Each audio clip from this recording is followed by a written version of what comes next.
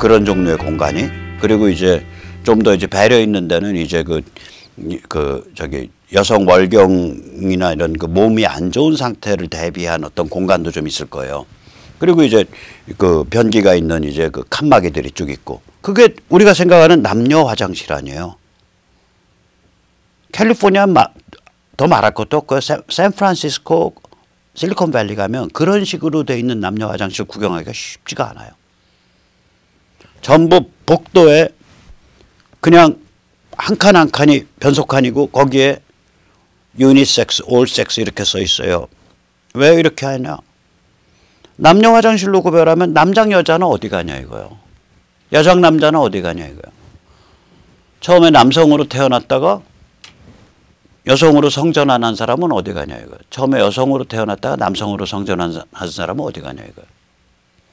더 황당한 거는 신체적으로는 남성인데 정신적으로는 자기 여성이라고 생각하는 사람은 어디 가냐 이거요. 신체적으로는 여성인데 정신적으로는 남성이라고 생각하는 사람은 어디 가냐 이거요. 그러니까 올 젠더죠. 그러니까 이 그 모랄이 그러니까 이 성과 가족을 둘러싼 근본적 관념조차도 완전히 뭉개질 정도의 정말 PC 좌파스러운 민주당 꿀꿀이 밥통이 바로 그 지역입니다. 그 지역이 그런 성격의 지역이에요. 옛날부터 그래요, 거기는. 그러니까 이런 데를 대표하는 기업들이 트럼프 행정부가 이끄는 미중전쟁의 합세에서 우리 화웨이에 OS 안 팔어. 우리 화웨이에 인텔 칩 안 팔어. 우리 화웨이에 브로드컴 칩 안 팔어. 이러고서 덤벼들었다는 얘기는 민주당 중도파까지 전부 미중전쟁에 적극 참전하게 됐다는 소리예요. 이 기업들이 어떤 성격의 기업인지 저 아래 표가 보여줘요. 저 빨간 쪽은요. 이 기업들이 저 위에 구글, 그 다음에 아마존, 그 다음에 애플, 그 다음에 페이스북, 그 다음에 넷플릭스 이런 첨단 기업들의 중요 스태프 멤버들의 정치 헌금에 대한 거예요. 2004년에서 2018년까지. 왼쪽에 파란 쪽은 민주당 쪽에 낸 헌금이고요. 오른쪽에 빨간 쪽은 공화당 쪽에 낸 헌금이에요. 게임이 안 되죠. 게임이. 넷플릭스 같으면 거의 100% 민주당만 냈잖아요. 다른 데는 그래도 한 뭐 90%, 뭐 85% 이런데 넷플릭스는 98%인가 돼요, 저거. 저게 성향이 저런 데들이라고. 완전히 PC 좌파, 민주당 중도 내지 민주당 약간 온건 좌파 정도의 성향들이에요. 이 첨단 기업의 핵심 멤버들이. 그런데 거기서 의사결정을 내려가지고 트럼프 행정부의 미중전쟁에 참전해 우리. 그러니까 우리 구글은 앞으로 안 팔어. 안드로이드 OS 화웨이에 공급 안 해. 물론 그렇게 되니까 우리 구글 플레이 스토어도 당연히 안 들어가겠지. 우리 인텔은 앞으로 쟤들한테 칩 안 팔어. 우리 브로드컴 앞으로 칩 안 팔어. 이렇게 된 거예요, 이게. 그러니까 이게 전쟁이 거침없이 가속되고 있다고요. 자, 그럼 여기에 대해서 중국은 어떻게 반응하고 있냐. 정신승리하고 있어요, 정신승리. 보세요. 황구시보가 엊그저께 쓴 글이에요. 이건 전쟁이다 이거예요. 그냥 무역전쟁이 아니라 진짜 전쟁이나 다름없다. 이건 조선전쟁, 6.25와 유사하다. 그때 3년 버티니까 미국이 무릎을 꿇었다.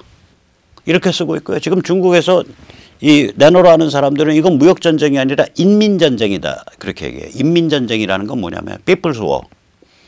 다시 말해서 외국의 침략, 제국주의 열강의 침략에 맞서서 인민들이 총 발기해서 굶어 죽어가면서 고문당해 죽어가면서 뭐 그런 씬 좋아하잖아. 우리 저기 깡통 좌파들. 그냥 일제는 그냥 사람을 막 잡아 죽이고 그냥 인륜도 없고 아무것도 없는데 여기에 숭고하고 순수하고 그러한 민중이 떨쳐 일어나서 외세에 대해서 대항하시었다. 이게 얘들 스토리 아니에요. 그게 인민전쟁이에요. People's War.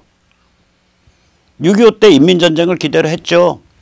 그래서 6.25 때 뭐라 그랬냐. 쟤들이 자기들끼리 모여서 야 남쪽 내려가 보라오. 100만 명이 들고 일어나요. 이렇게 얘기했어요. 그래서 100만 봉기입니다. 문성군이 이명박 때 100만 밀란이라고 해갖고 전국에 횃불 들고 밤마다 돌아다녔는데 그게 저는 6.25 때 저기 평양에서 말한 백만봉기를 알고서 한 짓이라면 소름이 끼치고 모르고서 한 짓이라면 그 연기 그렇게 해서 뭐 하나 공부를 했었어야지. 왜 그런 걸 연상시키는 그런 키워드를 써? 정말 무식한 사람이네 배우치고는. 이렇게 말해주고 싶어요. 그 알고서 했는지 모르고서 했는지는 그건 문성군 씨 그 개인의 자기 정신세계의 영역이니까 제가 알 도리가 없고, 알고서 했다면 으시시한 짓이고 모르고서 했다면 무식한 짓이다. 어쨌거나 그 백만봉기가 6.25 때 저 남로당과 북로당이 말한 백만봉기가 그게 인민전쟁이에요. 그 피플스워예요. 그런 식이에요. 세계 최강의 미국 전력을 상대로 해서 미국이 인천이나 그때 이제 한 이쪽 서쪽에선 최소한 3군데가 후보지로 거론됐거든요. 인천, 군산 혹은 남포. 여기로 허리를 끊고 상륙전쟁을 하면 여기 한반도에 있는 사람들이 그 민초들이 들고 일어나서 인민전쟁, 백만봉기를 할 것이다. 그러니까 우리는 모든 군대를 낙동강 전선에 몰빵시켜도 된다. 이러고서 마지막 순간까지 낙동강에 몰빵시킨 거예요. 이게 그러니까 중국 애들이 지금 이 상황을 인민전쟁이라고 부른다는 얘기는 뭐냐면 미제의 침략에 맞서서 고난의 행군을 같이 가자 이 소리야. 그 소리예요. 미제의 침략에 맞서서 고난의 행군을 같이 갑시다. 이제 이렇게 떠들기 시작했다고. 이렇게 떠들 것 같다라고 제가 한 6, 7개월 전부터 얘기했죠. 이러면 이게 그 제대로 된 개혁을 할 수가 없기 때문에 시진핑 집단이 분명히 바깥 세계를 악마화시키고 그래서 이 그 중화 패권적 민족주의를 사람들한테 불러일으키면서 권력을 강화하려고 시도할 거다. 그렇게 가고 있는 거예요. 어쨌거나 뭐 조선전쟁을 황구시보가 거론했으니까 황구시보한테 가르침을 하나 내리겠습니다. 우선 첫째, 조선전쟁은 중국의 전쟁이 아니에요. 중국은 애초에 공식 참전국이 아닙니다. 그러니까 중공군의 이름이 아니라 조선의용군이잖아. 이름도. 그러니까 중국에 있는 일부 인민 집단이 우리의 형제국인 북조선 민주주의 인민공화국이 미제의 침탈을 받기 때문에 우리가 목숨을 내놓고 가서 싸우겠다 해서 지들끼리 볼런티어로 해서 온 거지. 중국의 전쟁이 아니라니까. 공식적으로. 공식적으로는 중국의 전쟁이 아니에요. 그런데 왜 조선전쟁에 갖다 대냐고. 중국은 싸운 적 없구만 조선에서. 만약에 싸웠다면 배상금 내야지. 배상금 내야지 우리한테. 황구시보 이거 개무식한 소리예요. 그럼 얘들 뭐였냐. 저 스탈린의 용병이야. 용병인데 개 호구 용병이에요. 용병값도 못 받았어. 스탈린한테 무기값 지불했다니까 나중에. 총알 한 발까지. 뿐만인가? 얘들이 참전한 시기가 무정연한파가 숙청된 시기랑 같아요. 참전 시작한 시기가. 무정연한파가 언제 숙청됐냐? 1950년 10월 낙동강 전선 괴멸한 직후에 숙청했거든. 50년 말에. 왜 그랬냐? 그때 이제 이 사정을 아셔야 돼요. 중국 공산화 내전이라는 게 1945년에서 1949년까지 4년을 가는데 그중에 3년이 주요 전장이 만주입니다. 그러니까 만주 동북 삼성에서 전쟁터가 딱 끝나고 나니까 나머지 중국 지역이 적화되는 데는 1년밖에 안 걸려요. 그러면 그 3년 동안 만주에 살던 조선 동포 중에 좀 세상 물정 알고 개명돼 있고 사회적 지위가 있고 교육받은 사람들은 이미 8월 9일 소련군 참전할 때부터 튀어서 내려오기 시작해요. 거기 남아있는 사람들은 그냥 중국 공산당에 속아요. 그래서 조선 동포 중에 상당수의 사람들이 만주 국공내전 때 모택동군 편에서 싸워요. 또 만주 국공내전 때 모택동군이 몰리면 부상자 많고 총알 떨어지면 압록강 도만강을 건너서 넘어와요. 북한으로. 그럼 소련 쪽에 치료해주고 북한 쪽에서 치료받고 탄약과 식량, 무기와 식량 보급받고 다시 넘어가 강. 그러니까 만주에서 벌어진 국공내전 때 북조선 민주주의 인민공화국 내지는 아무튼 한반도 북쪽이 무지무지 중요한 근거지 역할을 해요. 그러고 나니까 1949년 국공내전이 끝나기 전에 중국이 완전히 공산화되기 전에 이미 만주는 1948년 중반이면 전쟁이 매듭져져요. 그리고 중국 전체가 공산화된다는 게 기정사실이 돼요. 그 무렵 이후부터 조선 이 국공내전에서 단련된 중공군 8로군에서 단련된 중국 인민해방군에서 단련된 조선 동포들이 대거 북한으로 들어와요. 그게 수만 명이에요. 그 사람들이 북한의 조선민주주의인민공화국의 인민군의 주축 정예부대가 됩니다. 그게 이제 대개 4만에서 5만 명으로 추정되는데 이건 제가 하는 소리가 아니고 국방부 자료에 다 나와 있어요. 국방부 6.25 전사 같은데 다 나와 있는 얘기예요. 4만에서 5만 명 돼요. 그게. 그걸 이끈 리더가 누구냐? 연안파, 즉 친중파의 거두 무정입니다. 김무정. 그래서 이제 이 사람들이 이제 그 인민군 조선민주주의인민공화국의 인민군의 이제 최정예부대니까 당연히 낙동강전선에 몰아넣었죠. 그러니까 이걸 잘못 좀 스탈린에 대해서 이제 의심을 하면 전 사실 그 의심인데 스탈린은 인민군 정예부대가 낙동강전선에서 괴멸하길 원했지 모른다. 왜냐면 이게 최고의 무력부대니까 이 김무정이 2인자예요. 2인자. 군의 4만 5만 명의 정예부대를 거느리고 있는 2인자예요. 6.25를 지도한 2인자라고요. 그러니까 이걸 살려두면 북한이 뭐가 되겠어요? 친중으로 기울죠. 그러니까 스탈린 입장에선 쟤들 그냥 총알바지로 낙동강 전선에 몰빵시켜. 다행히 거기서 다 죽어나가면 북한에서 우리 소련의 지배력에 대항할 세력이 없어지는 거고 거기서 다 살아나가면 산다는 얘기는 한반도가 전체 적화되니까 그것도 그것대로 그때 가서 또 좋은 일 아니겠어. 이러고서 몰빵시켰을 거다 이거 스탈린이. 이건 추정입니다. 이건 기록이 없어요. 몰빵시켜갖고 아무튼 이 인천 상륙작전 때문에 허리가 끊겨가지고 북한 정예군 그때 한 20만 명 가까이가 괴멸해버려요. 그 이후부터는 이 6.25는 북한에 의한 전쟁이 아니라 스탈린의 용병인 중공군에 의한 전쟁이에요. 그러니까 1950년 늦가을부터는 이건 중공군의 전쟁이라고요, 사실은. 그러니까 그런데 이제 그렇게 괴멸해버리고 나서 무정이 도망을 쳤을 거 아니에요. 도망을 쳐가지고 이제 북쪽으로 튀어왔단 말이에요. 오자마자 체포해요. 제목이 뭐냐? 퇴각 때 잔혹하게 민간인을 살해했다요. 아니 뭐 지금 점령 중에 인민재판 벌려가지고 배 갈라 죽이고 돌로 때려 죽이고 철사로 묶어서 물에 빠뜨려 죽이고 총으로 갈겨 죽이고 이게 뭐 한두 명이 아닌데 그리고 납북해서 질질 끌고 올라가다가 저기 총으로 쏴 죽이고 급해지면 길거리에서 이게 한두 명이 아닌데 북한의 2인자를 전쟁 퇴각 중에 가혹행위를 저질렀다는 이상한 제목을 붙여서 숙청을 해버려요.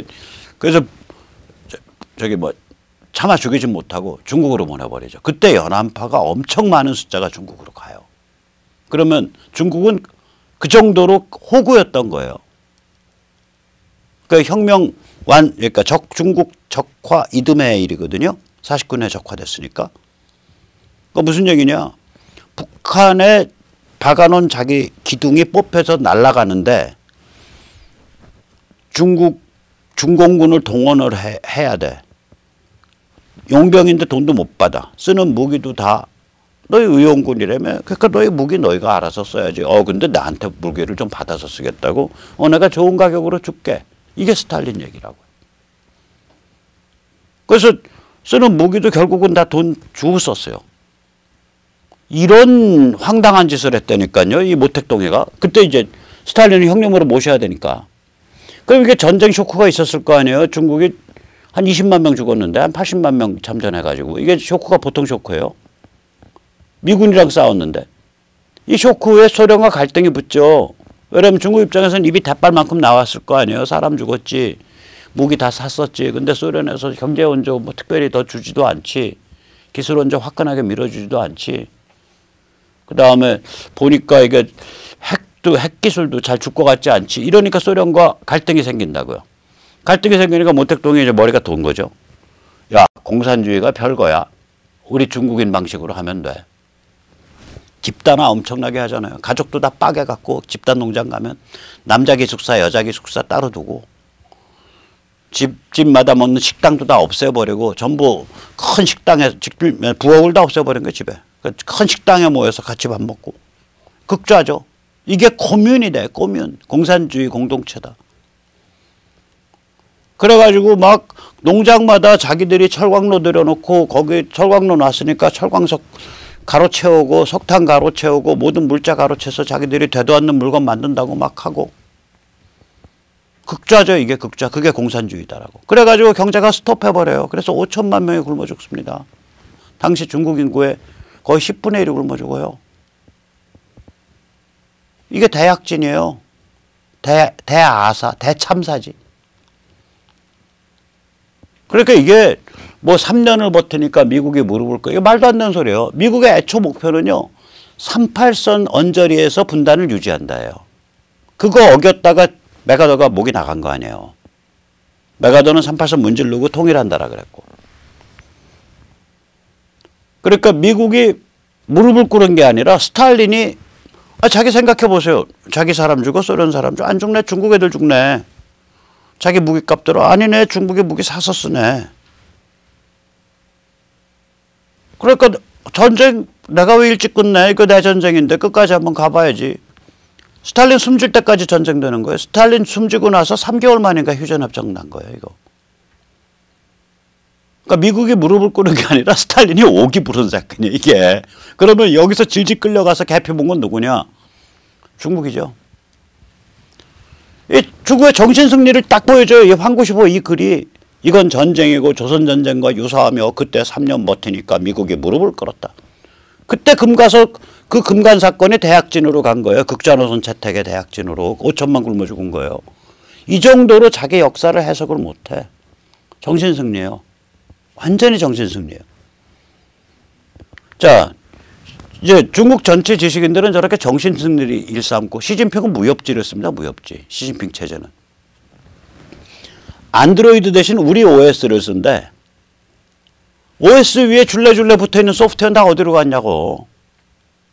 그 다음에 OS만 중요한 게 아니에요. 프로그래밍에 기초 딱 들어가면 세 가지 꼽으라 그러면 OS 랭귀지 컴파일러입니다.